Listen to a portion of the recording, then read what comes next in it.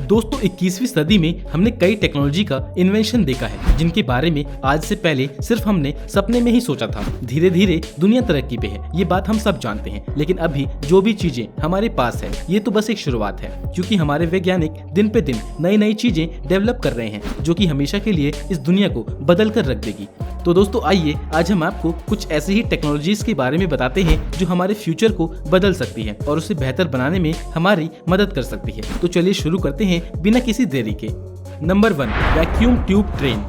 दोस्तों वैज्ञानिकों ने काफी मशक्कत के बाद ट्रांसपोर्टेशन के क्षेत्र में एक खास तरह की टेक्नोलॉजी को डेवलप किया है जिसे वैक्यूम ट्यूब ट्रेन ट्रैवल के नाम से जाना जा रहा है। रॉकेट जैसे दिखने वाली ये ट्रेन एक वैक्यूम सिस्टम से होकर जापान की बुलेट ट्रेन से 3 गुना ज्यादा यानी कि 1224 किलोमीटर प्रति घंटे की स्पीड से दौड़ेगी। अचानक बिजली से संपर्क टूटने या खराब मौसम और भूकंप आने पर इस ट्रेन पर जरा सा भी असर नहीं होगा।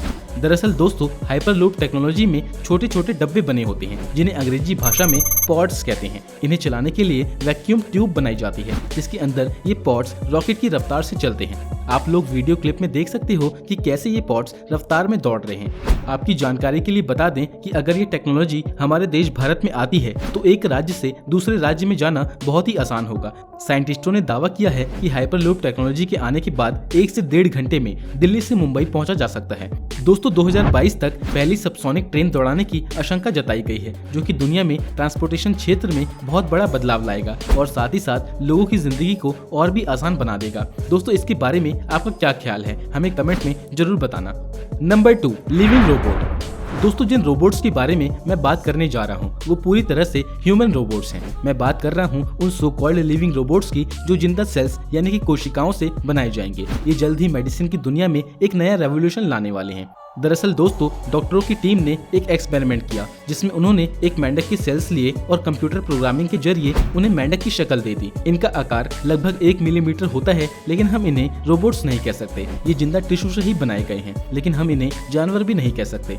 दोस्तों ये छोटे छोटे प्रोग्रामेबल जीव एक से दूसरी जगह इंडिपेंडेंटली कहीं भी घूम सकते हैं और यहाँ तक कि वो एक टीम की तरह काम कर सकते हैं और इन्हें और भी ज्यादा बेहतर बनाने के लिए वैज्ञानिकों का इन पर काम जारी है।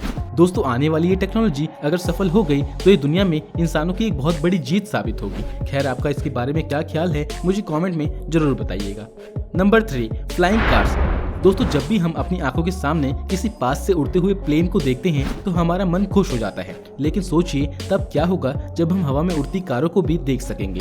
दरअसल दोस्तों मैं बात कर रहा हूँ फ्लाइंग कार टेक्नोलॉजी की। तो फ्लाइंग कार्स यानी कि हवा में उड़ने वाली कार, सच बोलूं तो ऐसा सुनते ही मन में जोश पैदा हो जाता है। इसको लेकर कई सालों से चर्चा होती आ रही है। दुनिया भर की कई कंपनियां फ्लाइंग कार बनाने को लेकर दावा करती रही हैं और खबरों में भी आती रही हैं। मैं ये बात दावे से कह सकता हूँ कि आपने भी इनकी बारे में अखबार या टीवी में देखा पढ़ा सुना होगा। लेकिन दोस्तों सबसे बड़ा सवाल ये है कि आखिर ये फ्लाइंग कार कब तक आएगी। दरअसल कुछ ही महीने पहले ऐसी खबरें सामने आई थी कि जल्द ही हवा में उड़ने वाली कार के लॉन्च होने की संभावना है। पिछले साल नवंबर में आई एक रिपोर्ट में कहा गया था कि फ्लाइंग कार बनाने वाली डच कंपनी पालवी लिबर्टी नाम से दुनिया की पहली कमर्शियल फ्लाइंग कार लाने वाली है और यूरोप में इसे चलाने की मंजूरी भी मिल गई है। दोस्तों पालवी लिबर्टी ने हाल ही में यूरोपीय रोड एडमिशन टेस्ट पास कर लिया है और लाइसेंस प्लेट के साथ इसे सड़कों पर उतारने की अनुमति भी दे दी गई है। दोस्तों अगर हम फ्लाइंग कार की कीमतों के बारे में बात करें तो लिबर्टी कमर्शियल फ्लाइंग कार की शुरुआत 2.5 से 3 करोड़ रुपए की होगी। आपकी जानकारी के लिए बता दूं कि कंपनी ने इसके टेस्ट प्रोटोटाइप को साल 2012 में जमीन और हवा में चलाया था और वैज्ञानिकों की माने तो इसकी रफ्तार 160 किलोमीटर प्रति घंटा हो सकती है। Number 4, 3D printing. दोस्तों आज के समय की सबसे शानदार और नई टेक्नोलॉजी में से एक ये भी है। 3D प्रिंट हमारे डिजिटल डिजाइन को ठोस वास्तविक प्रोडक्ट में प्रिंट कर देता है, एकदम शाकालाका बुम बुम वाली पेंसिल की तरह। रिपोर्ट्स के मुताबिक 3D प्रिंटर आने वाले समय में दुनिया में बहुत बड़ा बदलाव लाने वाले हैं, क्योंकि इसका इस्तेमाल हमारे जीवन के लगभग हर हिस्से में होगा। आपकी जानकारी के लिए बता दें कि अभी तक 3D प्रिंटिंग का इस्तेमाल साइकिल से लेकर हवाई जहाज के पार्ट्स, खिलौने, मेटल की चीजें, फूड प्रोडक्ट और यहाँ तक कि ह्यूमन ऑर्गन्स को बनाने में किया जाता है। जानकारी के लिए बता दें कि 3D मॉडलिंग उस प्रोसेस को कहा जाता है जिसके द्वारा किसी ऑब्जेक्ट के सरफेस की मैथमेटिकल रिप्रेजेंटेशन बनाई जाती है। आसान शब्दों में कहें तो इस प्रोसेस में कंप्यूटर में मौजूद सॉफ्टवेयर की डिजिटल फाइल से 3 डायमेंशनल सॉलिड ऑब्जेक्ट्स को बनाया जाता है। दोस्तों ये टेक्नोलॉजी इतनी खास है कि ये निरंतर रूप से विकसित हो रही है और फ्यूचर में इसका उपयोग लगभग हर तरह की ठोस चीजें बनाने में किया जाएगा। आपका इसके बारे में क्या ख्याल है मुझे कमेंट में जरूर बताना। Number 5, self healing concrete. दोस्तों शायद ये ख्याल आपको ना आया हो, लेकिन अगर आप एक बार सोचेंगे तो महसूस होगा कि बिना कंक्रीट के यानी कि बिना किसी ईंट के हम इस दुनिया को इमेजिन भी नहीं कर सकते। पहले नंबर पर खाना पानी और दूसरे नंबर पर कंक्रीट का इस्तेमाल सबसे ज्यादा इस दुनिया में किया जाता है। लेकिन दोस्तों दिक्कत ये है कि जितना कंक्रीट हर रोज इस्तेमाल होता है उतना ही तोड़ भी दिया जाता है, चाहे वो कितना ही ठोस क्यों ना हो। एक टाइम आने के बाद इसकी भी जिंदगी खत्म हो जाती है। लंबे समय तक इस्तेमाल करने के लिए इसका रख रखाव बहुत जरूरी है, जो कि बहुत ही महंगा पड़ सकता है। और इसीलिए दोस्तों हमारे वैज्ञानिकों ने अलग ही चीज दुनिया के सामने लेकर आए हैं, और ये है खुद को अपने आप रिपेयर करने वाला कंक्रीट। जी हाँ, वैसे तो ये बिल्कुल आम ईंट जैसा ही लगता है और है भी बिल्कुल नॉर्मल कंक्रीट की तरह ही, लेकिन इसके अंदर एक खास तरह के बैक्टीरिया को मिलाया गया है और इस ईंट को बनाते वक्त इसमें यीस्ट को भी घोला गया है ताकि बैक्टीरिया उन्हें खा सकें। और जैसे ही इस कंक्रीट में कोई भी दरार आती है तो इसके अंदर मौजूद बैक्टीरिया को ऑक्सीजन मिल जाता है और इससे इसके अंदर का खालीपन भर जाता है। दोस्तों इस चमत्कारी ईंट के बारे में आपका क्या ख्याल है, मुझे कमेंट में जरूर बताना। नंबर 6, आर्टिफिशियल इंटेलिजेंस यानी कि AI। दोस्तों आजकल AI तो हमें हर जगह देखने को मिल जाता है। जैसे कि हम ऑनलाइन जितने भी एडवर्टीजमेंट देखते हैं वो सब आर्टिफिशियल इंटेलिजेंस द्वारा ही बनाई जाती है। AI की मदद से गाड़ियां खुद को आराम से पार्क कर सकती हैं और यहाँ तक कि इंस्टाग्राम और स्नैपचैट में जो भी फिल्टर इस्तेमाल होते हैं वो भी इनकी ही देन है। आर्टिफिशियल इंटेलिजेंस की मदद से वैज्ञानिक मशीनों को इंसानों की तरह रिस्पेक्ट करना सिखा रहे हैं ताकि हमारी लाइफ को और भी ज्यादा आसान बनाया जा सके। लेकिन दोस्तों असल में देखा जाए तो आजकल मिलने वाली टेक्नोलॉजी एक तरफ अमेजिंग भी है और एक तरफ अजीब भी। 2019 में एक इंस्टीट्यूट के रिसर्चर ने एक ऐसा एल्गोरिदम बनाया था जिसमें AI का इस्तेमाल करके किसी भी तस्वीर को एक मूविंग वीडियो में तब्दील किया जा सकता है। दरअसल पहले ये सोर्स इमेज पर कुछ पॉइंट्स मार्क करता है, इसके बाद ये सबसे पहले वर्चुअल 3D मोड बनाता है और उसके बाद उसमें मौजूद खाली जगह को भरता है, जिसकी मदद से चेहरे को अलग अलग एंगल से देखा जा सकता है। दोस्तों ऐसा एक सिंगल फोटो की मदद से भी किया जा सकता है, लेकिन जितनी ज्यादा फोटो होंगी उतनी ही ज्यादा क्वालिटी भी मिलेगी।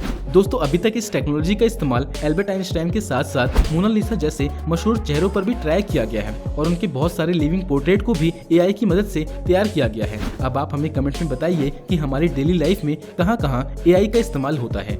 Number 7, artificial neuron on silicon chips. दोस्तों ये सिलिकॉन चिप्स के न्यूरॉन्स हूबहू बिल्कुल इंसानों के शरीर के अंदर पाए जाने वाले न्यूरॉन की तरह ही दिखते हैं। ये इंसानी शरीर के लिए काफी लाभदायक है। बहुत ही संघर्ष के बाद वैज्ञानिकों ने इसका खोज किया है। कई पुरानी बीमारियां जैसे कि हार्ट फेलियर, अल्जाइमर और न्यूरॉन डिसऑर्डर और इसके अलावा भी तरह तरह की बीमारियों को ठीक करने के लिए इसका इस्तेमाल किया जाता है। दोस्तों आपको बता दें कि जब कभी हमारी बॉडी रिस्पॉन्ड नहीं करती या न्यूरॉन ठीक से काम नहीं करते तब आर्टिफिशियल न्यूरॉन का इस्तेमाल करके डॉक्टर्स हमारे शरीर को वापस पहले जैसे ठीक कर सकते हैं। और दोस्तों मानो या फिर ना मानो, लेकिन इंसानों के लिए ये एक बहुत बेहतर कदम साबित होगा। Number 8, hibernation pod. दोस्तों जब भी हम मार्स प्लैनेट की बात करते हैं तो आपको लगता होगा कि ये प्लैनेट अर्थ के सबसे नजदीक है, लेकिन आपको बता दें कि अर्थ से मार्स की दूरी 550 लाख किलोमीटर है और मार्स तक पहुंचने में हमारे वैज्ञानिकों को लगभग 6 महीने लग जाते हैं। इसी को ध्यान में रखते हुए वैज्ञानिकों ने एक नई मशीन का इजाद किया है जिसे हम हाइबरनेशन के नाम से जानते हैं और ये अभी सिर्फ वैज्ञानिकों तक ही सीमित है। दरअसल दोस्तों पेरिस की यूरोपियन स्पेस एजेंसी के वैज्ञानिकों ने हाइबरनेटिंग के आइडिया के बारे में पढ़ा और इसे डेवलप किया था। दरअसल दोस्तों इस टेक्नोलॉजी में एक बार कोई इंसान हाइबरनेटिंग पॉड के अंदर चला जाए तो वो इंसान 180 दिन के बाद ही नींद से उठता है, जिसका इस्तेमाल हमारे वैज्ञानिक अंतरिक्ष में सफर करते समय करते हैं। Number 9, warp drive spaceship. दोस्तों ये एक ऐसा स्पेसशिप है जो कि सबसे तेज ट्रैवल करता है, यहाँ तक कि स्पीड ऑफ लाइट से भी तेज। जी हाँ दोस्तों, ये जहाज 3 लाख किलोमीटर पर सेकंड की स्पीड से भी तेज ट्रैवल कर सकता है। प्रैक्टिकली अभी तक ऐसा कोई भी स्पेसशिप नहीं है जो कि स्पीड ऑफ लाइट से भी तेज ट्रैवल कर सके, क्योंकि दोस्तों ये बात हम सब जानते हैं कि स्पीड ऑफ लाइट कोई हलवा नहीं है जिसे आसानी से मात दिया जा सके। लेकिन हमारी साइंस की दुनिया में थियोरेटिकली कुछ भी इम्पॉसिबल नहीं होता। एक्चुअली एक ऐसा मेथड है जिसके अकॉर्डिंग एक ऐसे स्पेसशिप को बनाया जा सकता है जो स्पीड ऑफ लाइट से भी तेज ट्रैवल कर सकती है। दोस्तों अगर आप सोच रहे हैं कि ये शिप इतना तेज ट्रैवल करने के लिए किसी डार्क एनर्जी या डार्क यूनिवर्स का इस्तेमाल करने वाला है तो आप बिल्कुल गलत हैं। बल्कि इस स्पेसशिप की सबसे खास बात यह है कि ये स्पेसशिप आइंस्टाइन की स्पेशल थ्योरी लाइट रिलेटिविटी पर बेस्ड कंसेप्ट पे काम करेगा। वैज्ञानिकों का ऐसा अनुमान है कि इस स्पेसशिप को 2030 तक बनाया जा सकता है। Number 10, floating farms. दोस्तों क्या कभी आपने तैरते हुए खेत देखे हैं, ऐसे खेत जिन्हें आप एक जगह से दूसरी जगह पे ले जा सकते हैं। मैं जानता हूँ कि ये सुनने में बड़ा अजीब लगता है और अगर आपको यकीन नहीं हो रहा तो दोस्तों ये देखिए, कुछ इस तरह के होते हैं ये फ्लोटिंग फार्म्स। दरअसल दोस्तों दुनिया भर में बहुत से ऐसे देश हैं जहाँ खेती के लायक जमीन बहुत कम है और पानी बहुत ज्यादा, या फिर ऐसी जगह है जहाँ पे साल भर में बाढ़ जैसा माहौल रहता है। इसीलिए वहाँ के लोग फ्लोटिंग फार्म्स पर खेती करते हैं।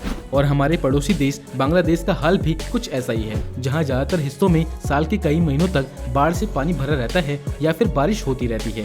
ऐसे में दोस्तों यहाँ के किसानों ने ये तैरने वाली खेती को डेवलप कर दिया है, जिसे फ्लोटिंग वेजिटेबल गार्डन या फिर सब्जी के तैरते हुए खेत कह सकते हैं। दोस्तों सिर्फ बांग्लादेश ही नहीं, अब तो भारत के उड़ीसा में भी इस तरह की तैरती हुई खेती की जा रही है। चलिए अब जानते हैं कि इन्हें बनाया कैसे जाता है।